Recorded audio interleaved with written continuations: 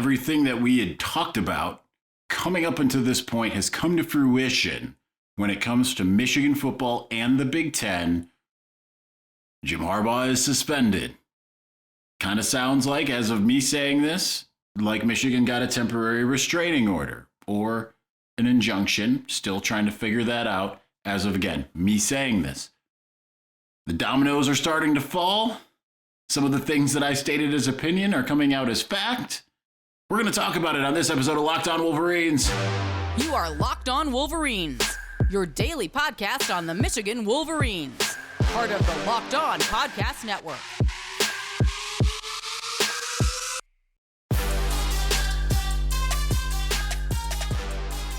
Happy Friday. We are back and doing it. Locked On Wolverines podcast, part of the Locked On Podcast Network, where it's your team every day. I am your man on the ground, Isaiah Hole, publisher of Wolverines Wire through USA Today Sports Media Group. I am here in full HD instead of 4K if you're watching. I am in Ebensburg, Pennsylvania at a little bed and breakfast. Very quaint, very cute, very nice. Not that any of you care about any of that, because what you care about is what happened while I was on my way here. It happened exactly as I expected as soon as I was on the turnpike on my way to Pennsylvania for Michigan's game against Penn State, and that is that Tony Petitti pulled a move that I have said over and over again. I've used the term malevolent, and it can't be described as anything but malevolent, because it is a situation where Jim Harbaugh was in the air, 30,000 feet. Well, they were probably starting to descend at this point, and yet the Big Ten comes down hard on Michigan and says Jim Harbaugh is suspended from being on the sidelines. He is able to be at practice and there throughout the week, but not able to be there during the games. No different than what we saw at the beginning of the year when it was a self-imposed suspension. But same deal, except for they were trying to make it the final 3 games to go along with the first 3 games. Tony Petitti, from what I was able to see kind of on my way here, of course, not really able to stop and see a heck of a lot of things that were in the letter and everything, just kind of following along with whatever popped up on my watch at that time. But he acknowledges that they have no knowledge of Jim Harbaugh having known of Connor Stalions' operation. And with that, he said, this is not a punishment of Jim Harbaugh. This is a punishment of the program. But yet, it's much more than just a punishment of the program. Actually, it is a punishment of the program, is a better way to say it. But Michigan is certainly loaded for bear. We've talked about that for a very long time here on the show, but it's certainly you were seeing a solidarity from players. JJ McCarthy tweeting bet. I had heard, again, did not see because I've been on the road for the last 7 hours, that this was a common thing. Tom Brady even tweeted bet. But it did not take long for Michigan to land and for both Jim Harbaugh as well as the University of Michigan to file for the injunction or the TRO. Again, I'm hearing by the time that this comes out, everyone should know exactly what's happening, but I don't quite have everything out as this moment. But a third level source, right? Not like a right next to it, close to source, indicated to me that they have gotten what they need from the court and that Jim Harbaugh will be on the sidelines for the Penn State game on Saturday. Now, again, that's a third party. So if it ends up being that something else went down or it didn't go through, there's through no official channels has that been announced as of me saying this in this moment. But it's now is when the fun begins, right? There's so many different things that are going to come out of this. The dominoes have been pushed over. And it is very, very, very ballsy, I would say, of Tony Petitti to decide that, hey, I'm going to not only do this, I'm going to do it while he is literally in the air en route to his next game. That is an act of malice. That is an act of malevolence. It is not simply, it basically what it does is it completely fractures the University of Michigan and the Big Ten. You cannot trust the Big Ten led by Tony Petitti at this point and at any point ever. That part is done. So that is where Michigan stands. And it does sound, like I said, that Jim Harbaugh will be back on the sidelines and that it will be that he'll be able to continue coaching. And certainly that is a scenario that is very welcome for Michigan. This is what has been expected. It does feel, I'm sure, if you are a watcher or a listener, like, oh, all hell is broken loose. If you are a rival fan, you might think that you had a victory, and this has been the plan, right? This is the thought was this was coming down on Monday, and then Monday it was like, okay, well, they're going to give us some time to respond, so now it's Wednesday, and then it was like, okay, he's going to take some time to think about it. Now it's Thursday, and then there was some waffling, supposedly. Because it was my birthday yesterday, I wasn't really having my ear to the ground all day the way I have for the last 2.5 weeks.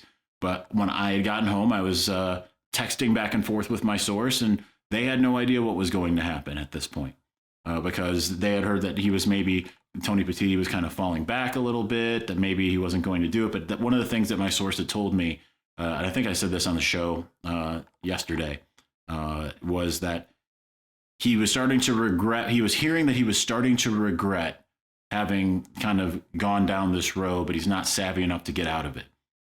Well, now he might very well regret it. Michigan is going full scorched earth on the Big Ten. If you weren't aware of just some of the things that that were already happening, getting the state involved, hiring Williams and Connolly, you add in the fact that Michigan, the Board of Regents, and now if you watched or listened to the show on Wednesday, I gave you a very strong opinion.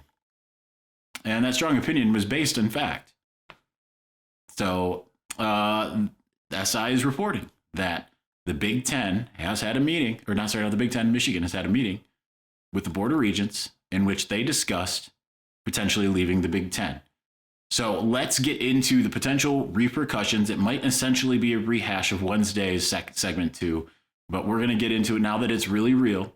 What happens from here? Because there are a lot of options. I don't know how many of the things that I'm going to say are actually happening. We're kind of getting into informed, but not necessarily know what direction, because I don't think that Michigan 100% knew the direction it was going to take until this actually happened, right? Before we do that, you can have a little bit of fun tomorrow, whether it's watching Jim Harbaugh on the sidelines, seeing how Sparty goes along with Ohio State. Is there any drama there? Probably not, but you're going to have a little fun. But you can have a little extra added fun if you use PrizePicks. Now, PrizePicks is the largest daily fantasy sports platform in North America. The easiest and most exciting way to play daily fantasy sports, because it's just you versus the numbers instead of playing against all these sharks and pros and people that do it all the time.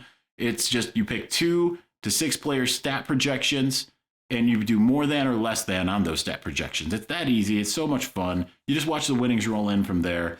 PrizePicks is the most fun I've had, winning up to 25 times my money this football season, and now I can play during basketball season too. As I speak, Michigan basketball is currently on the court. So you just select 2 or more players, pick more or less on their projection stats, and then you place your entry. And one of the cool things about it is you can pick combo projections. So say you want to, say you go and you say, I want to do this with Doug McDaniel with this many 3-pointers, and I want to also do Colston Loveland with this many receptions. You can do exactly that type of thing, picking between, kind of doing like a little parlay type scenario. It's pretty amazing. Different sports, different leagues. Couple different, at least 2 different players. It's absolutely wonderful. So highly recommend. Do go to prizepicks.com/lockedoncollege with the promo code lockedoncollege for a deposit match up to $100. prizepicks.com/lockedoncollege, promo code lockedoncollege for a promo code, for not a promo code, for a deposit match for up to $100. PrizePicks, daily fantasy made easy.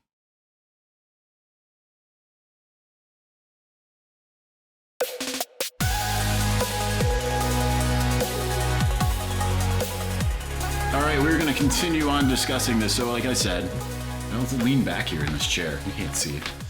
I mean, you can't hear. I don't know what I'm talking about. If you're listening, you can't see. If you are watching, you can clearly see. I'm really going to have to mess with the framing in this. But anyway. So Michigan has had discussions about leaving the Big Ten. Like I told you, and I know a lot of you understand and realize that I've been being cryptic through a lot of this. That is by design. There are certain things that I'm told I cannot say. I'm told there's things that I can tease. And that's gone across multiple sources, multiple different situations to what I knew about the situation that it happened, as far as what is starting to happen, what's planned, all of that kind of stuff. So to me, that's the biggest bomb in all of this is SI coming out and saying that speaking to someone, a source speaking to Michael Rosenberg, says that the Board of Regents have had discussions about leaving the Big Ten. And I can confirm that on Wednesday morning that happened and that it was a serious discussion and that there is a lot of favor and for Michigan to be able to do that if they decide to. So that is one thing. And that's where you start getting into all these different repercussions that could happen. You start getting into the, how does that affect Michigan, of course, but how does that affect the TV deal? And these are the parts that I don't know. And this is what we've talked about the last couple of days. I am also aware that Michigan has been in conversations with Mark Silverman, the president and COO of Fox Sports, who also happens to be a Michigan alum. So I don't know the nature of those conversations whatsoever. I just know that they have been in contact. So how much do you get to the situation here where suddenly you have the TV networks and siding with Michigan? I can't imagine the TV networks wouldn't side with Michigan in this case. I mean, there is certainly a possibility that they wouldn't, but I would think that with how this has gone down, the TV networks would most likely, especially also, again, Mark Silverman you would think be an ally to the university.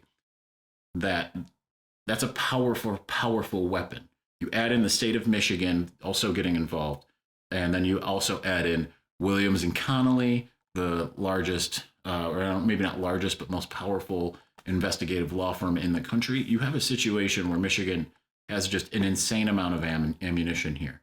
And Michigan could go to the SEC, the ACC, be independent. There's all kinds of possibilities as far as what that would be. And that's why I spoke about earlier in the week. What does Fox Sports do in that case? Does Fox Sports say, well, we need to go ahead and take a look at this landmark deal? How does that affect the 4 schools coming in? How does it affect everything, right? Do the 4 schools suddenly find themselves looking at all of this and saying, hold on a second, like this isn't what we were expecting to get into? Yeah, there's just a lot of different avenues that this could go. So Michigan does feel like it is holding a lot of the cards here because right now, at this point, the Big Ten has played the majority of its cards, right? They've come on and said that we are aware this is Connor Stalions' deal. They're relying very heavily. All of their bullet points of everything that went wrong was all based off of that spreadsheet that we spoke about that was in the Washington Post, which again, I can tell you was not provided by Michigan and was not provided by anyone inside the university. The question with that, again, is the Big Ten using something that was attained feloniously and using that to punish Michigan and Jim Harbaugh? So as much as they say that this whole thing is to punish Michigan, you can argue that Michigan has already been punished in terms of Connor Stalions is no longer part of Michigan. He did resign, but at the same time, he was suspended, and yet here we are with all of this. So it is going to be interesting to see how all of these different pieces, all of these dominoes work together here. So here's the news coming through. Again, this will be common knowledge here. Pete Thamel, everybody's favorite guy at ESPN. Jim Harbaugh and the Michigan Board of Regents have filed for a temporary restraining order in Washtenaw County Circuit Court. Big Ten Commissioner Tony Petitti and the Big Ten are defendants. Listed judicial officers, Judge Timothy P. Connors. So that's all that is. So again, I've heard that has gone through, and we know it has been filed. I have heard it has gone through. Again, that is from third party. So we will see how exactly this plays out. But again, Michigan felt very confident that Jim Harbaugh would be able to be on the sidelines. It's a little bit different when it's the 11th hour, right? It's no one really expected it to go down this way unless it was the most malevolent type of action by the Big Ten commissioner, which it is. And I understand, certainly there are a lot of rival fans out there that are looking at this and they are cheering. And it's what Michigan has a lot of choices now that could completely upend the conference. It could upend a lot of things. And it is really funny to think that all of this came as a direct result of one man's actions. That is what makes it kind of just insane. One man's actions. Now, there are certainly other things that I'm hearing. Again, I've alluded to this before, that will likely come out from some of the some other actions that other schools are taking, and we obviously dealt with the Rutgers, Ohio State, Purdue situation from last year, last year, and we'll see what comes out of that. I want you to just keep watch. I don't know when, right? I just know that, if that makes sense. And I don't know exactly what. There's 3 different things. I'm not going to list them here that I have been told it could be about. Michigan is still continuing to investigate what the private investigator firm was. Again, I will continue to be steadfast. There is not a 99% belief that it came from Ohio State. It is a 100% belief that it came from Ohio State. That is according to every single source that I spoke to that is close to the situation, and that is more than 2 people, okay? So it's whether or not they are able to fully connect those dots is a completely different story. But I am really interested to see what ends up coming out of that, because it is that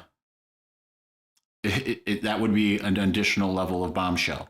I do want to, again, point out the most important thing in all of this, especially since this was the basis that Tony Petitti used to say, I am suspending Jim Harbaugh, even though there's nothing that shows that he was aware of this. And that is that it was using a document was not provided by Michigan, attained by a private investigator. So where does this start? If I think it's Ohio State, which I at least can tell you that's what Michigan believes 100%. Okay? You can, if you're a rival fan and you're laughing at this and you're saying Zach Smith baited you, no, that is not the case. There is an investigation going on here. You just have to understand that is 100% what Michigan believes. How was that document attained? Because it was not something that was circulated. It was not something that was provided. Okay? It was, however it was attained, was not by, let's just say, official channels or anything like that. So that is that. But we're going to talk a little bit about what this means for tomorrow, what it means for Penn State, even though that kind of dates this episode a little bit. All of it's dating it. I just wanted to at least get word out to you that I am aware of what happened and obviously confirm the SI story. So that is kind of where we stand at the moment. All right. Before we do that, listen, Athletic Brewing Company, you want to enjoy the day tomorrow, but you don't want to get, you don't want to get a little tipsy or anything like that, but you still want that great taste. Athletic Brewing Company is exactly what you should be looking at. You can find it in a store near you. I saw it at the Kroger in Milford when I went grocery shopping.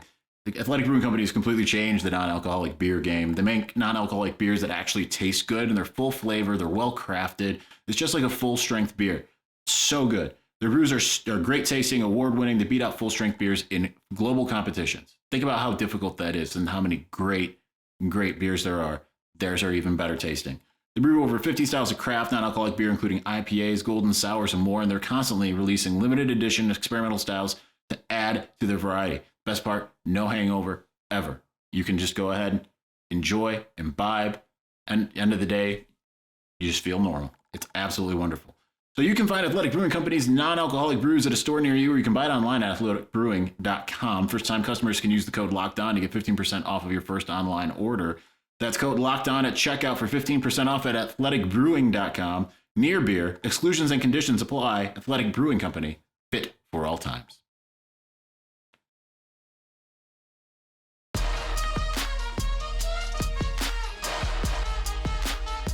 Again, okay, I am of the belief that Jim Harbaugh will be on the sidelines on Saturday, and that's going to be interesting to see just how that affects the crowd and everything. Because certainly, I mean, just Michigan being the fever pitch that has been created by this entire calamity is resoundingly it's as high as it can be. I like how I started off, by the way, being very eloquent and then just drifted off into nothingness. That's pretty much how I roll. But it's if Jim Harbaugh say they don't get the temporary restraining order, say I was misinformed, again, third-party source, not going directly, not one of my real good sources. The people I have been alluding to generally are people who are as close to the situation as you can get. They're names that you know and all of that kind of stuff. This one is not. But if Jim Harbaugh isn't able to go, I said on WTKA earlier, Jesse Minter would have been my choice, but I as the interim coach, but I've actually reneged on that, and I do think that Jay Harbaugh would be the best way to go, because Jay, as a special teams coordinator and safeties coach, he's kind of got a lot of his duties kind of could be covered a little bit more easily than, say, Sharon Moore or Jesse Minter. And that could certainly provide for a lot more smooth experience. Now, how much of the parallel offense that I've spoken of will we see? I'm not really sure. It's been kind of downplayed to me from what I was told earlier in the year, when I had heard that there was a lot more that you will see from Michigan. Basically a whole second offense. I don't think I've spelled that out as much as I am right now. But certainly they have a plan. They feel like they understand the game, the flaws in Manny Diaz's defense. This has been a focus all year. But ultimately, it's kind of like I said on Thursday. I do think that Michigan has better line play on both sides. Penn State, I do think, has a really good defensive line. I am not confident at all in Penn State's offensive line. Michigan, even though there's occasionally been trouble on the outside, it's been intermittent. So and they're going to have their hands full. Michigan has tended to kind of step up. We talked about that on Thursday. You see Michigan kind of be able to, like, oh, you're really good at stopping the run. Well, we're just going to run at you. That's what they did against Penn State last year. Urban Meyer comes out and says they will stop the run, and Michigan ran for 400 plus yards. I don't know that it will be that high of a variety, because we haven't really seen Blake Corum and Donovan Edwards break those ankle tackles and shoestring tackles and make people miss in the same way that they did last year. But certainly, I think that they have it in them. We've seen it before, even if we haven't seen it much this year. So I think that there's that. And then if Penn State decides it's going to be very blitz heavy, which Manny Diaz's defense is, then certainly that what that does is allows more for either the run game to get going, or if they're bringing an extra man, that leaves space on the other side of the line of scrimmage. So Michigan certainly can take advantage of that. The most important thing is J.J. McCarthy going out there and playing at his best. And that's probably the second most important thing. The most important thing is that if Jim Harbaugh, if I was misinformed and Jim Harbaugh is not on the sidelines, then it is a situation where whoever is coaching needs to have his killer instinct. And it's going to be really interesting to see exactly how this plays out. We're going to keep this real short, this episode, and also because I have to speak in kind of hushed tones here. And being in a bed and breakfast here in central Pennsylvania, it is very, very quaint. But we will talk at some point over the weekend about the game that was, and Michigan, Penn State.